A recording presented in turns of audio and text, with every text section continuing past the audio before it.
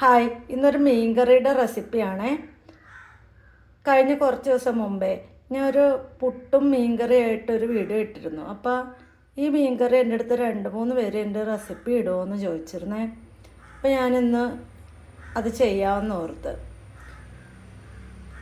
അപ്പോൾ ഇതിനായിട്ട് നമുക്ക് വേണ്ടുന്ന എന്തൊക്കെയാണെന്ന് വെച്ചാൽ, ദേ 2 ചെറിയ സവാള, മീഡിയം സൈസ് 2 സവാള ചെറുതായിട്ട് അരിഞ്ഞു വെച്ചിട്ടുണ്ട്. പിന്നെ 2 ചെറിയ തക്കാളി, 1 പച്ചമുളക് 2 എണ്ണം ചേർക്കാം. ഇത് ഞങ്ങളുടെ വീട്ടിലുണ്ടായ ഭയങ്കര എരിവുള്ള പച്ചമുളക് ആയതുകൊണ്ടാണ് ഞാൻ 1 എണ്ണം എടുക്കുന്നത്. പിന്നെ കുറച്ച് കറിവേപ്പില, പിന്നെ ഇതേപോലെ കുറച്ച് തേങ്ങ. എണ്ണ ചൂടായിട്ടുണ്ട്. ഇതിലേക്ക് നമുക്ക് കുറച്ച് ഉലുവ ഇട്ട് കൊടുക്കാം.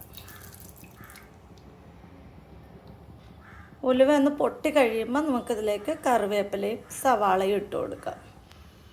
ഉലുവ നന്നായിട്ട് പൊട്ടിയേ ഇതിനകത്തേക്ക് നമുക്ക് കറിവേപ്പില ചേർത്ത് കൊടുക്കാം. ഇനി നമുക്കിതിലേക്ക് അരിഞ്ഞു വെച്ചിരിക്കുന്ന സവാള ചേർത്ത് കൊടുക്കാം.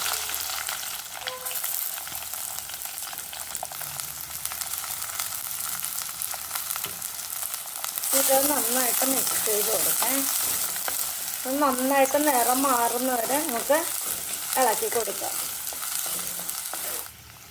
അതിലേക്ക് പച്ചമുളക് ചേർത്ത് കൊടുത്തിട്ടുണ്ട്. ഇനി നമുക്ക് സവാള നന്നായിട്ട് വഴണ്ട് വരുന്നവരെ വീണ്ടും ഇളക്കി കൊടുക്കാം. സവാള നന്നായിട്ട് നിറം മാറി വന്നിട്ടുണ്ട്. നമുക്കിതിലേക്ക് 1 സ്പൂൺ മഞ്ഞൾപ്പൊടി ചേർത്ത് കൊടുക്കാം.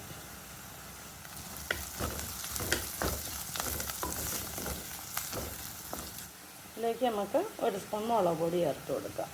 എരിവുള്ള മുളക് പൊടിയാണ്. ഇതിലേക്ക് നമുക്ക് 1 സ്പൂൺ മല്ലിപ്പൊടി ചേർത്ത് കൊടുക്കാം. ഇത് നമ്മുടെ വീട്ടിൽ തന്നെ വറുത്ത് പൊടിച്ച മല്ലിപ്പൊടിയാണ്. അതാണ് ഇങ്ങനെ ഇരിക്കുന്നത്. ഇത് ചേർക്കുമ്പോൾ ഭയങ്കര ടേസ്റ്റ് ആയിരിക്കും. സാധാ മല്ലിപ്പൊടിയേക്കാളും വറുത്ത് പൊടിക്കുന്ന പൊടിക്ക് ഭയങ്കര ടേസ്റ്റ് ആയിരിക്കും.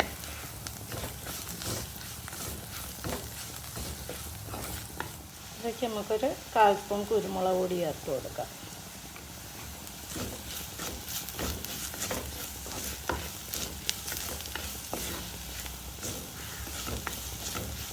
ഇനി ഇതിലേക്ക് നമുക്ക് അരിഞ്ഞു വെച്ചിരിക്കുന്ന തക്കാളി ചേർത്ത് കൊടുക്കാം.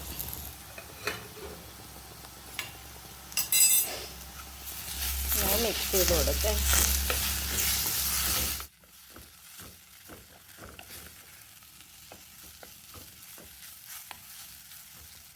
ഇത് ഇത്രയും പുളി എടുത്തിട്ടുണ്ട്.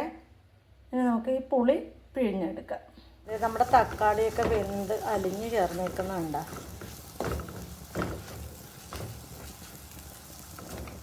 ഇനി നമുക്കിതിനകത്തേക്ക് പുളിവെള്ളം ഒഴിച്ചു കൊടുക്കാം.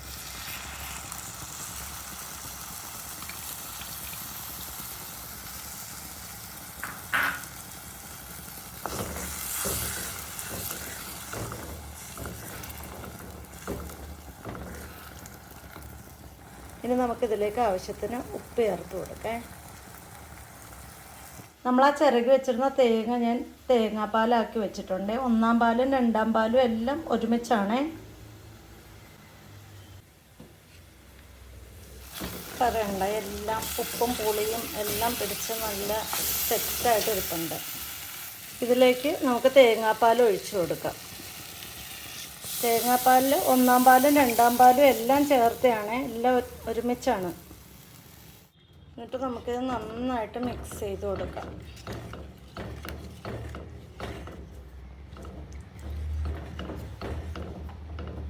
നമുക്ക് തീ കൂട്ടി വയ്ക്കാം.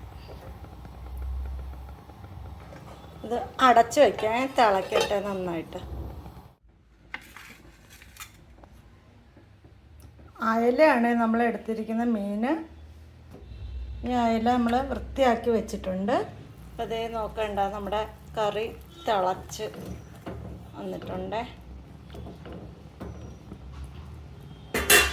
ഒന്നും കൂടെ ഒന്ന് തിളക്കട്ടെ.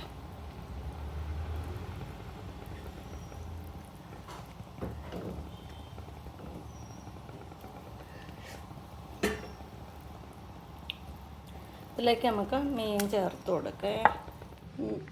മീൻ കറിയിലേക്ക് ചേർത്ത് കൊടുത്തിട്ടുണ്ട്. ഇനി നമുക്കിതൊന്ന് നന്നായിട്ട് മിക്സ് ചെയ്ത് കൊടുക്കാം. ഇനി ഇതൊന്ന് തിളക്കട്ടെ നന്നായിട്ട്. ഇതിലേക്ക് കുറച്ചുകൂടെ കറിവേപ്പില ഇട്ട് കൊടുത്തിട്ടുണ്ട്. ഒന്നുകൂടെ ഒന്ന് ഇളക്കി യോജിപ്പിക്കാം. എന്നിട്ട് അടച്ച് വെച്ച് തീ ഓഫ് ചെയ്യാം. ഇത് കഴിഞ്ഞിട്ട് 1 മണിക്കൂർ കഴിയുമ്പോഴേ ഇത് യൂസ് ചെയ്യാൻ എടുക്കാവുള്ളൂ. അപ്പോഴേ നല്ല ടേസ്റ്റ് ആയിരിക്കും. 1 മണിക്കൂർ കഴിഞ്ഞ് കറി എടുക്കുമ്പോൾ ഇത് ഇങ്ങനെ ഇരിക്കുവേ. ഇത് എന്തിൻ്റെ കൂടെയും സൂപ്പർ ടേസ്റ്റാണ്. ചപ്പാത്തിയോ അപ്പോ പുട്ടോ ചോറോ എന്തിൻ്റെ കൂടെ നല്ല രുചിയായിരിക്കും. ഒരിക്കലെങ്കിലും നിങ്ങളിങ്ങനെ ഒന്ന് കറി വെച്ച് നോക്കണേ. അപ്പോൾ നിങ്ങൾക്ക് ഭയങ്കരമായിട്ട് ഇഷ്ടപ്പെടും, എനിക്ക് ഉറപ്പാണ്. നല്ല കറിയാണേ.